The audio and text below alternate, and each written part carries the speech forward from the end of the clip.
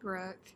So today I'm going to be talking to you guys about the operating room and my experience in the operating room. If you don't know, I got a summer externship and I only have a few more weeks left in the summer externship, and it's been in the operating room.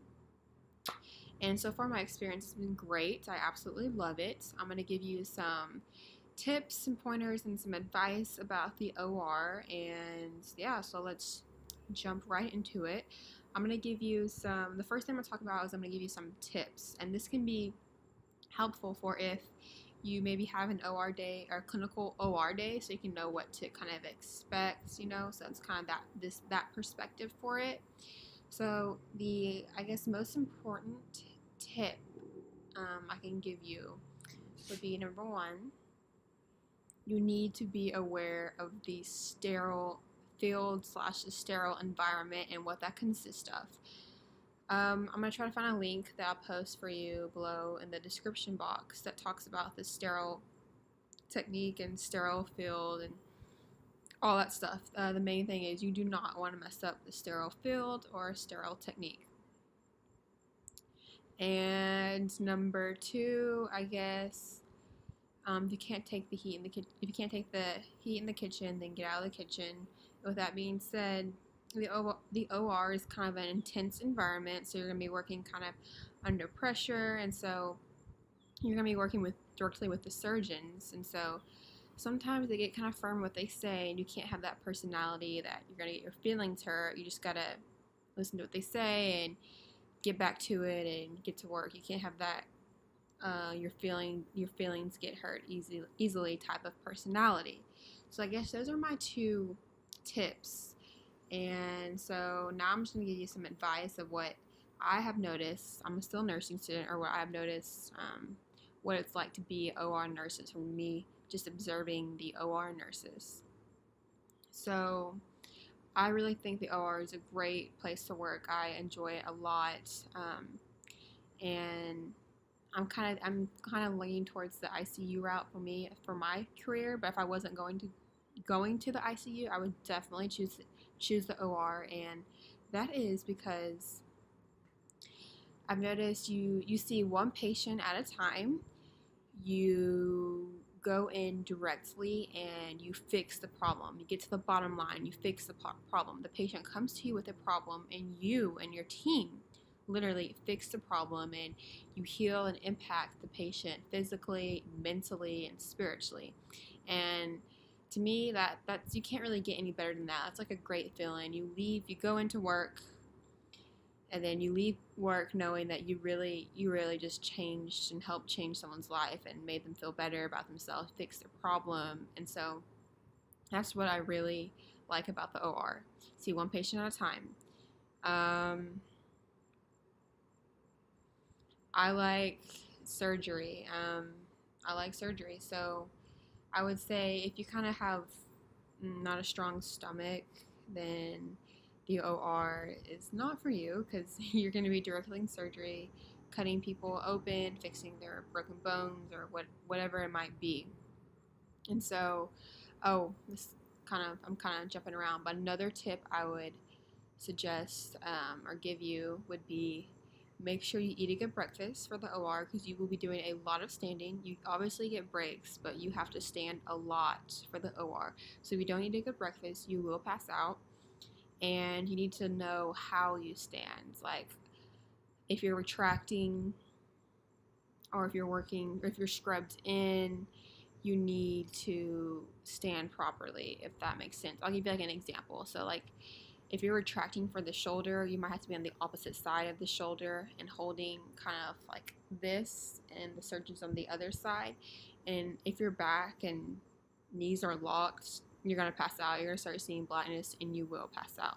So you need to watch the way you stand, bend your knees, kind of move your feet all around a little bit, and make sure you have a steady and sturdy grip. So yeah. And another thing about the OR I like is that most of the nurses there don't have the 12-hour shifts. Most nurses in the OR especially where I work, they work Monday through Friday, 7 to 3. So it's not the long 12-hour shifts, and it is Monday through Friday, but it's only 7 to 3. And they have call. They take turns on call, and yeah. So, like I said, I really like the OR, and yeah, so I'm trying to think what else. About the sterile field a little bit more. So, I get to scrub in. So, when I scrub in, we do we scrub our hands really well.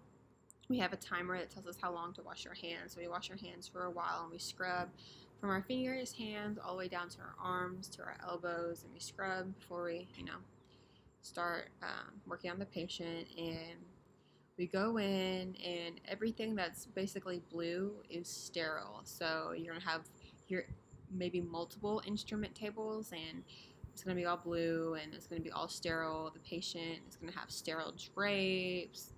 And so when you walk in and you're scrubbed in, you walk in with your hands like this, because from like your waist up is considered sterile. You never want to, when you're scrubbed in, you never want to drop your hands, put them by your sides and drop them down, because then it's considered contaminated, and you've broken sterile field. So the first thing that you do when you go in, if your hands are still wet, they'll give you a towel. You dry your hands, toss the towel in the trash, and um, you get your gown on. Sometimes they'll gown you, or you have to gown yourself. And then you'll get your gloves on.